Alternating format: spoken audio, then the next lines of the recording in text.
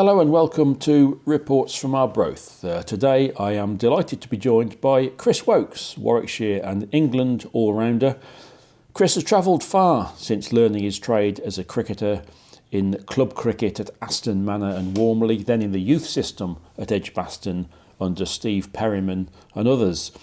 Chris made his first class debut at 18, Scott Newman, his first wicket, then bowled Warwickshire to championship promotion the following season, and he was on his way.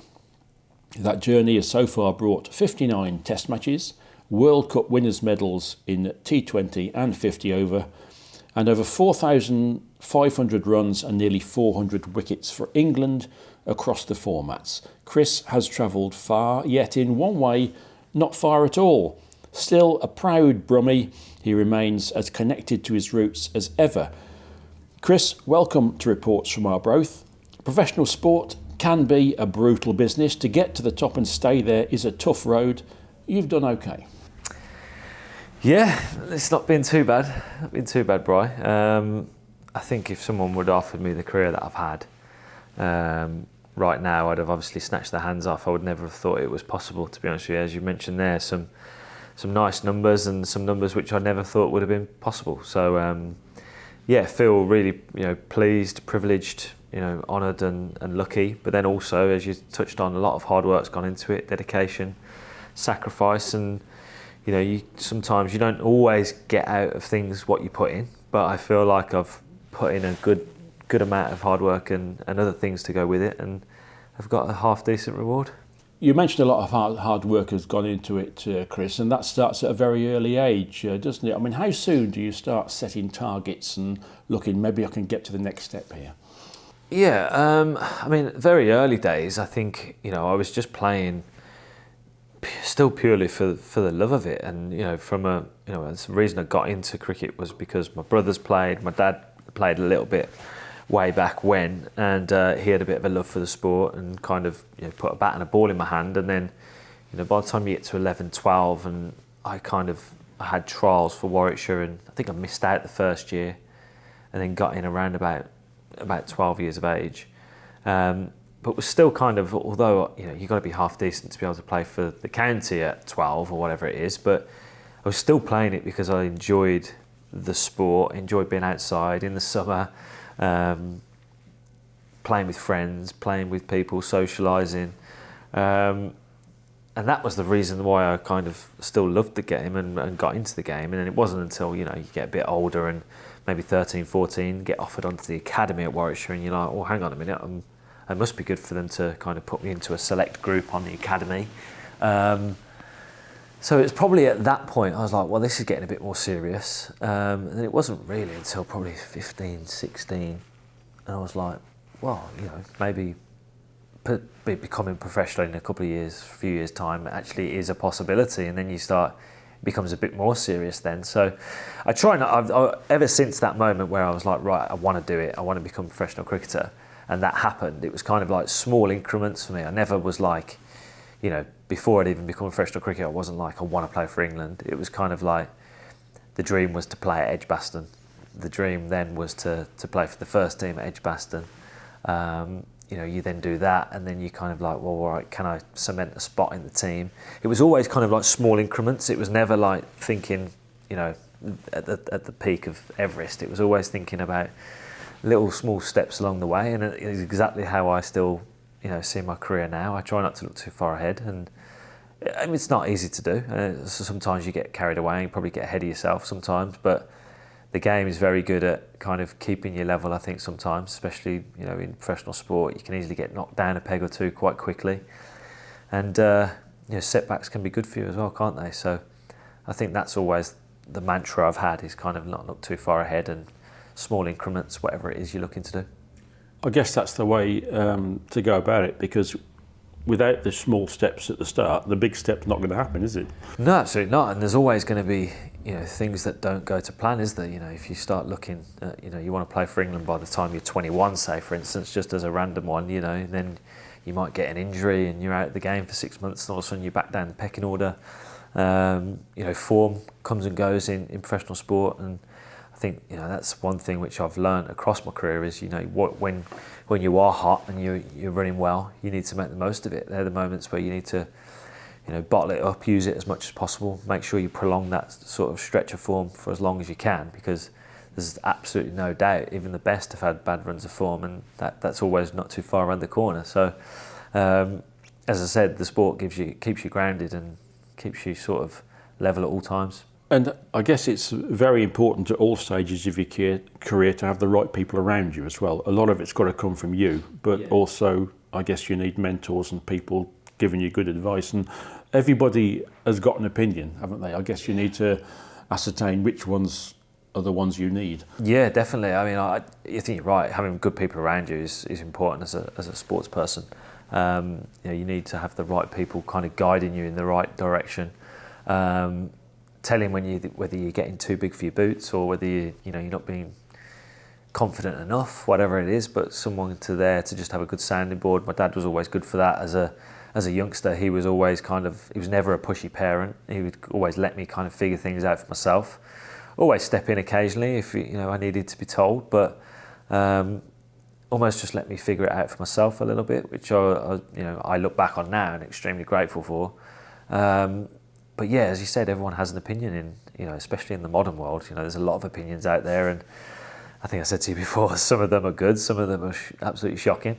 And you learn what to take on board and what not to, and that's something which you have to learn to deal with as a professional sportsman or sports person, is that sometimes you're going to hear things that you don't really want to hear. Sometimes you're going to hear things that you don't think are true, but probably actually are. And it's just kind of being able to deal with that as you go along and soaking it up. And part of that actually sometimes is going out there and trying to prove people wrong. That can spur you on as well. I guess that level of attention and opinion giving escalates obviously when you get into the England setup, doesn't it? And there were times, especially early in your international career, when people weren't sure and he needs more pace. And how much does that affect you? Is it a spur, or do you think, well, I'm doing my best here?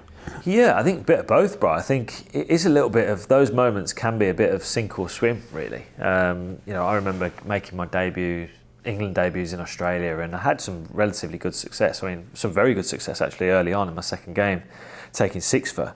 But even, I don't know if this is my character or not, but I still knew I wasn't anywhere near a finished article and wasn't actually probably quite anywhere near good enough to hold down a spot in the team. I needed to put on pace. And there was a couple of games not too far after I took that 6 for, and I remember bowling at the MCG and Shane Watson hit me over my head like 2 or 3 times and then over. And I just remember at that point thinking, I can't, this is, what I've got is obviously okay, I'm doing all right, but it's not good enough to stay here and keep going and get better and have a long career at international level. And it was a bit of an eye-opener, that tour, because although I did have some success, which showed I had some talent, but I had to get better, I had to get quicker, I had to get stronger. And I suppose in a way, there's 2 sort of characters which can, you can shy away from it, or you can kind of, I was really keen to get better, get stronger, get quicker, and make sure that I wanted to play for England for a longer period of time, not just come on, have a couple of games, have a debut, and then that was it. I wanted to get better, I wanted to stay there. And and I'm grateful for myself for having that feeling and wanting to do that. Because at that point it'd be easier to have gone, well, I've played international cricket, I can go back to Warwickshire and have a good career, but I was desperate to do more, if that makes sense. In professional cricket, like probably any occupation, whatever talent you've got, it's got to be underpinned by graft, isn't it? And you don't get to the top without a lot of unseen hard yards. Yeah, I look back, Brian, there's a lot of sacrifice, especially through those early years. You got friends that are out on the booze on a Friday and Saturday night, and I still had my fair share of good fun, absolutely, but missed out on a lot of occasions. But I suppose you don't reap the rewards without some form of sacrifice, and that was in the grand scheme of things, a small sacrifice to make, really. But at the same time, I had a hell of a lot of good fun with cricket as well, travelling the world, seeing places which I've never seen.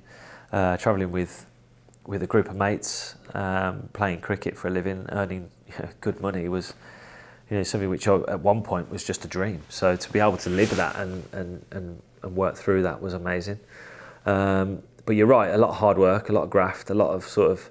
I do think that a lot of the times when people talk about sports people and kind of, there's a lot, especially in nowadays, they're like, oh well, they earn this amount of money and they should be doing this, and they should be doing that, and when you're in the public eye a lot, and cricketers aren't in comparison to footballers, but there is a lot of sacrifice that goes into it. There's a lot of scrutiny. There's a lot of pressures which people don't see, and a lot of the time the pressure comes from the player themselves. I'm my biggest critic. I don't need to look in a paper or look online to see that I've had a bad day.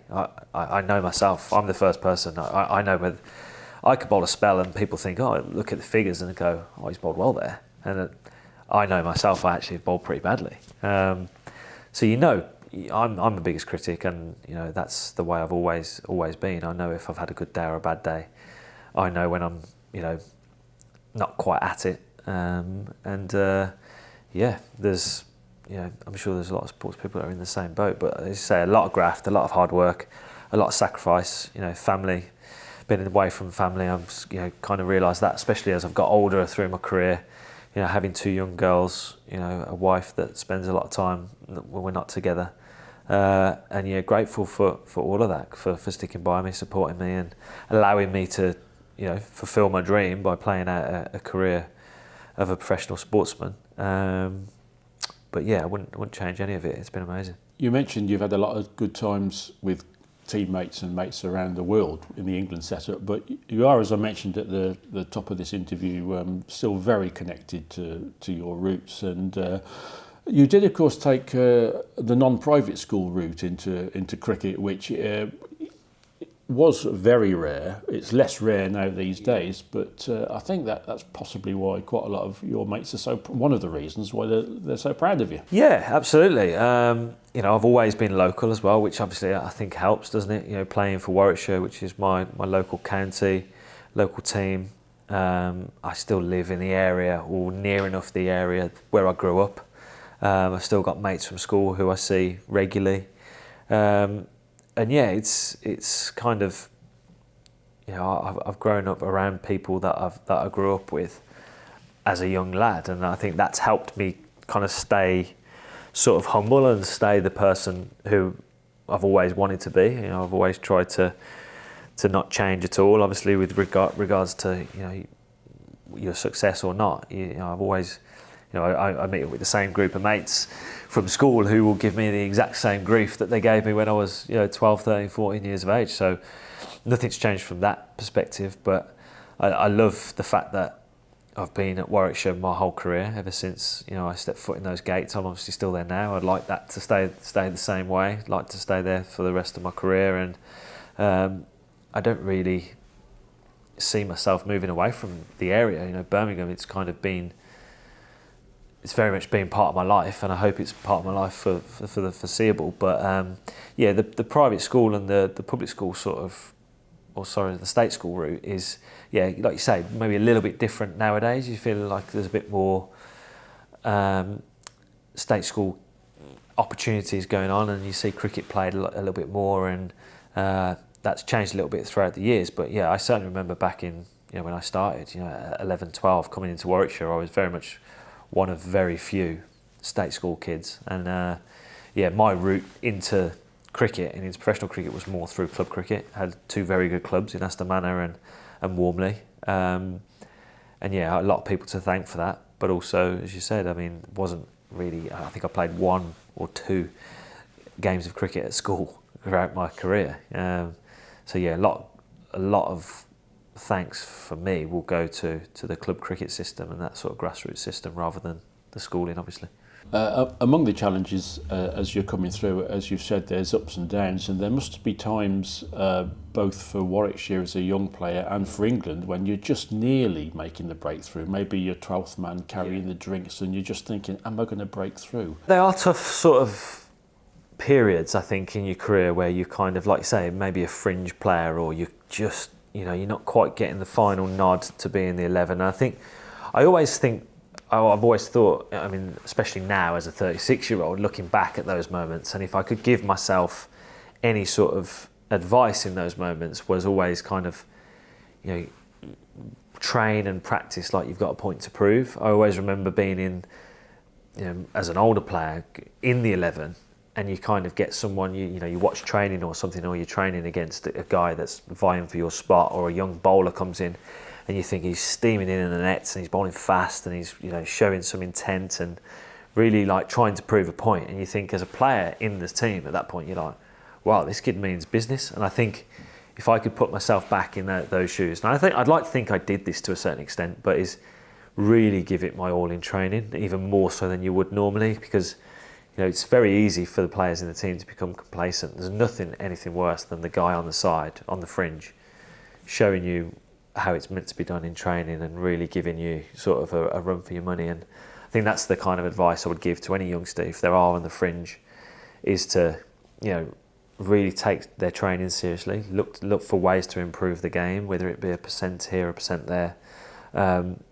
And, you know, there's always going to be the case where you are going to get an opportunity at some point, and of course putting yourself under too much pressure to take that with both hands. Obviously, it's at that moment when you get the opportunity to try and stay relaxed, stay in the moment and focus on the process, which is easier said than done, but that is the best way to move forward. But I think when you are on the fringe, the only way, I look back and, you know, there are some frustrating times when I felt like I was training well, I was doing everything I could, and I was still carrying the drinks. But I think those moments kind of just give you more hunger to when you do get that opportunity to take it with both hands.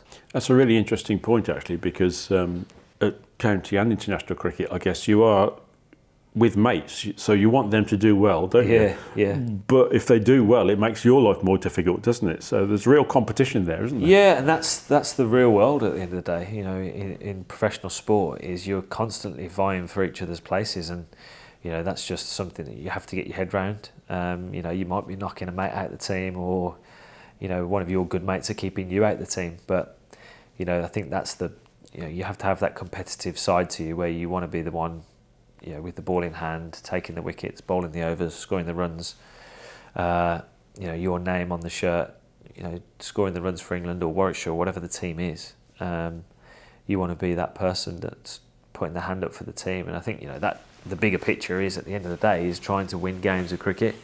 That's the way I've always tried to see it. And you just want to be a part of that, you know, contributing, taking wickets, scoring runs. And, you know, part of the process is to sometimes that you have to be on the fringe to kind of realise and what you've got when you get it. You don't want to let go of it.